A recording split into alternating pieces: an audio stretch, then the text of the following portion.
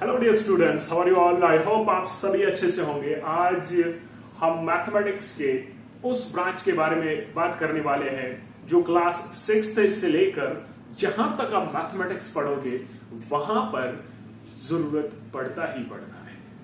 Mathematics में जो भी जाना चाहे इस ब्रांच के थ्रू उसको जाना ही जाना है।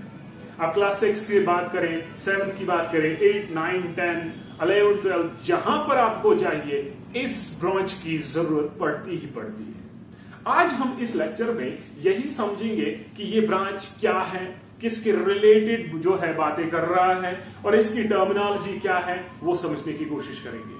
फर्स्ट, अगर हम डेफिनेशन देखेंगे अलजेब्रा सिंपली में होता क्या है। Algebra is simply the branch of mathematics which deals with the symbols. ये ऐसा ब्रांच है मैथमेटिक्स का जो डील करता है सिंबल्स के साथ। अब सिंबल्स कौन कौन से हैं तो यहां पर हम देख सकते हैं ये डील करता है बच्चा सिंबल्स के साथ। और सिंबल्स में कौन कौन से चीज आते हैं, one is constant and second one is the variables. बहुत इंपॉर्टेंट चीज है बच्चा, ध्यान से सुनिए।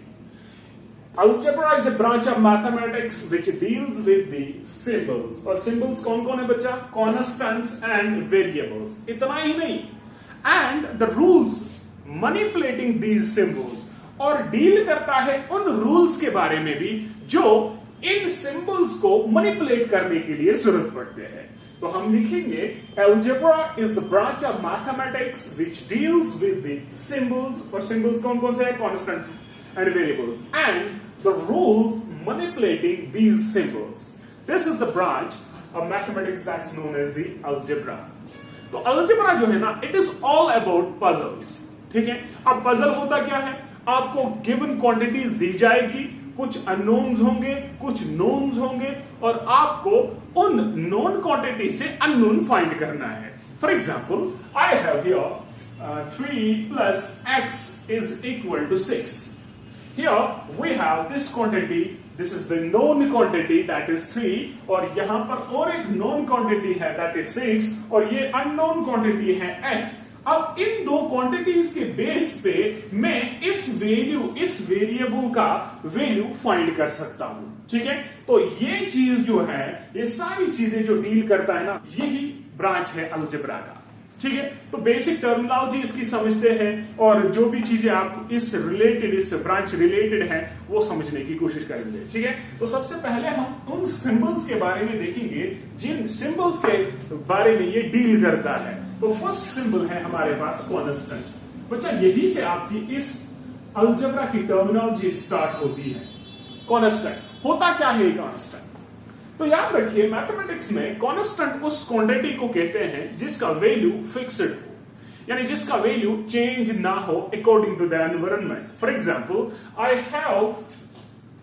Have here value 5, 3, 7 and so on. ये हमारे पास जो भी चीजें हैं, लाइक मेरे पास और भी है 1/2, मेरे पास 2.5 है, ये सारी चीजें ऐसी हैं जो किसी भी जगह आप रखो इसका वैल्यू यही रहेगा। ये क्वांटिटीज हमारे पास हैं, इनके वैल्यूज फिक्स्ड रहते हैं, चाहे कुछ भी हो जाए इनके वैल्यूज चेंज नहीं होते हैं और इन्हीं वैल्यूज को हम कांस्टेंट्स कहते हैं। तो आप ऐसे लिखोगे, कांस्टेंट्स उन क्वांटिटीज को कहते हैं मैथमेटिक्स में जिनका वैल्यू फिक्स्ड रहे। तो ये चीजें जो जहां पर आप नंबर देखोगे अलजेब्रा में, वो सारी चीजें जो है ना वो कांस्टेंट्स हैं। और ये बेटा ये सिंबल है। ठीक है, okay. Now second one is variable. This is very much important. Variable वही से बोल रहा है कि मैं हूं क्या। वेरिएबल मींस वेरी जो हो जाए। ठीक है, ये क्वांटिटीज है मैथमेटिक्स की या अलजेब्रा की वो क्वांटिटीज जिनका वैल्यू फिक्स्ड ना रहे या जिनका वैल्यू हम चेंज कर सकते हैं depending upon the environmental situation. For example, I have here an equation 3x is equal to 6। Now here 3 is the constant, 6 is also a constant, and this is an equation। So ये एक equation है। अब इस equation में हमारे पास known value हमारे पास 3 है, that is constant, 6 constant है। लेकिन यहां पर ये जो x है ना, ये एक ऐसी क्वांटिटी है जिनका वैल्यू हमें पता नहीं है, लेकिन depending upon the environmental condition हम इसका वैल्यू बता सकते हैं कि अगर मैं इस x का वैल्यू 2 दूं तो मेरा वैल्यू 6 आएगा। यानी x का वैल्यू मैं दे सकता हूं, चेंज कर सकता हूं, जिस क्वांटिटी का वैल्यू चेंज हो जाए, जिसका क्वांटिटी का वैल्यू फिक्स्ड ना रहे, डिपेंडिंग के आप जो भी इसका वैल्यू दोगे वो डिपेंड करता है कि सिचुएशन कैसी है। यानी सिंपली आप लिखोगे वेरिएबल उस क्वांटिटी ऑफ अलजेब्रा को कहते हैं जिसका वैल्यू फिक्स्ड ना रहे या जिसका वैल्यू हम चेंज कर सकते हैं depending upon the environmental situation. Okay, और हमारे पास x, y, z एक्स्ट्रा जो भी हमारे पास ये अल्फाबेटिकल लेटर्स हैं, इनको हम वेरिएबल्स कंसीडर करते हैं। These are the basic symbols of algebra. Okay, इसके बाद हमारे पास हमारी एक और चीज है जिसको हम कहते हैं ऑपरेशन। बच्चा, मैथमेटिकल ऑपरेशन, फंडामेंटल ऑपरेशन, कुछ भी बोलिए, सिंपल ऑपरेशन बोलिए। यानी अगर हम बात करेंगे ऑपरेशन की, ऑपरेशन बच्चा क्या होता है? सिंपली कोई काम, किसी चीज पे कोई काम करना ऑपरेशन कहलाता है, प्रोसेस। ओके, अब यहां पर हमारे मैथमेटिक्स में कौन से काम होते हैं? सिंपली ऑपरेशन क्या होती है? पॉजिटिव, ये एडिशन हो सकता है, सब्ट्रैक्शन हो सकता है, मल्टीप्लिकेशन हो सकता है, डिवीजन। और अलजेब्रा में 4 फंडामेंटल ऑपरेशंस हैं जिनको हम कहते हैं बच्चा, कौन कौन सा? Addition, subtraction, division and multiplication. बच्चा, ओके, तो ये 4 फंडामेंटल ऑपरेशंस है। इन 4 फंडामेंटल ऑपरेशंस को यूज करके हम डिफरेंट टर्म्स को डिफाइन करते हैं। यहां पर देखिए बच्चा, जब हमारे पास कॉन्स्टेंट्स, वेरिएबल्स, इनको हम कनेक्ट करेंगे आपस में, जब वेरिएबल्स एंड कॉन्स्टेंट्स को आपस में कनेक्ट करेंगे by means of some operations, that time we got a mathematical statement. That statement is known as the expression. For example, I have here 3x plus 5. So this is the mathematical statement, 3x plus 5. Here 3 is the constant, x is the variable, plus is the operation and 5 is also a constant value. जब हम इस चीज को देखते हैं बच्चा, तो ये 3x plus 5 जो है ना, ये एक स्टेटमेंट बनाता है, इसी को हम कहते हैं एक्सप्रेशन। क्या कहते हैं बच्चा? एक्सप्रेशन। तो एक्सप्रेशन को किस तरीके से हम डिफाइन करेंगे? Whenever we connect some constants and variables by means of some operations, that time we got a statement. That statement is known as the expression. अब बच्चा, एक्सप्रेशन में कोई भी टर्म हो सकती है, 3x² plus 5x plus 2. This is an expression because it contains 3x, 5x, 2. These are constants and variables, and these constants and variables are connected by means of some operation, that is addition operation. So this statement is known as an expression. Okay? So now expression is simply combination of terms. यहां पर ये quantity है 3x², this is a term. 5x, this is a term. 2, this is a term. और अगर मैं इसको ऐसे लिखूं 3x², this is a term but also an expression. 5x, this is a term but also an expression.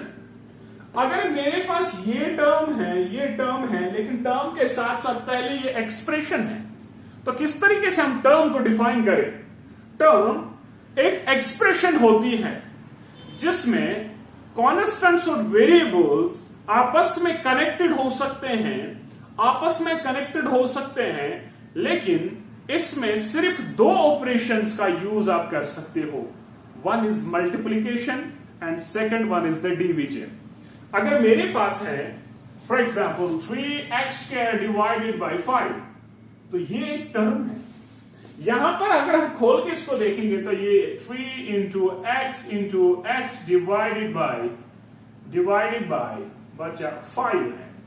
तो ये एक expression है जहां पर मल्टीप्लीकेशन एंड डिवीजन खाली यूज हुआ है।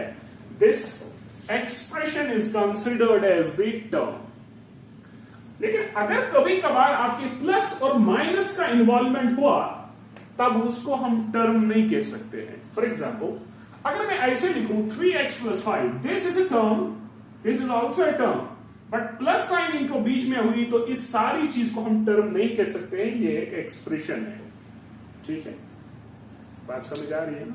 ओके, सो टर्म को किस तरीके से हम डिफाइन करेंगे? A term is a single mathematical expression, it may be a single number, positive और negative, a single variable, a letter, several variables multiplied by never added or subtracted. Some terms contain variables with a number in front of the term. The number in front of the term is called the coefficient or the numerical coefficient.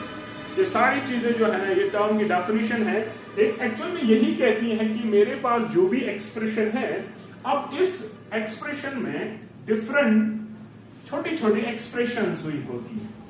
एक बड़ी expression है that मेरे पास है 3x² + 5x + 2, एक बड़ी expression है, लेकिन ये बड़ी एक्सप्रेशन छोटे छोटे एक्सप्रेशन से बनी हुई होती है। One is this expression 3x², one is this 5x, one is this 2। तो ये छोटी छोटी एक्सप्रेशन जो है, this expression is considered as the term because this expression contains only one multiplication sign, that is 3 × x × x। तो जब भी हमारे पास एक्सप्रेशन में मल्टीप्लिकेशन या डिवीजन ऑपरेशन यूज होंगे तो वो सारी क्वांटिटी हम टर्म कह सकते हैं उसको। लेकिन अगर कभी कभार प्लस या माइनस यूज हुआ तब वो हमारे पास एक्सप्रेशन बनाती है, टर्म नहीं। तो यहां पर ये चीज टर्म है, तो ये चीज टर्म है। और ये कहता है कि जो भी हमारे पास इस वेरिएबल के साथ टर्म में ये नंबर होता है ना, इसको हम कहते हैं कोएफिशिएंट। क्या कहते हैं? कोएफिशिएंट और न्यूमेरिकल कोएफिशिएंट। कोएफिशिएंट सिंपली कहिए या न्यूमेरिकल कोएफिशिएंट कहिए, ठीक है। लेकिन मेरे पास एक एक्सप्रेशन है, बड़ा इंपॉर्टेंट चीज है बेटा, ध्यान से सुनिए। एक एक्सप्रेशन है मेरे पास 3x² + 2x + 3। इसको अगर हम देखें तो ये एक एक्सप्रेशन है, ऑब्वियसली है बच्चा, जिसमें भी वेरिएबल कांस्टेंट्स वगैरह ऑपरेशन यूज होंगे तो वो एक्सप्रेशन है। अगर हम इसमें देखेंगे, ये एक टर्म है, ये एक टर्म है और ये एक टर्म है, ठीक है। तो प्लस साइन इसके साथ है तो ये इसके साथ भी रहेगी इस तरीके से, ठीक है। अब यहां पर देखिए ये 3 जो है ना, इसको हम कहते हैं न्यूमेरिकल कोएफिशिएंट ऑफ x²। ये x² का न्यूमेरिकल कोएफिशिएंट होता है बच्चा। इसी तरह x का कोएफिशिएंट 2 होता है और ये कांस्टेंट टर्म होती है बच्चा, ठीक है। ठीक, तो ये हमारे पास x हमारे पास वेरिएबल होता है, ये कांस्टेंट होता है और कांस्टेंट के साथ साथ इसको हम कोएफिशिएंट ऑफ x भी कहते हैं। Coefficient of x, coefficient of x।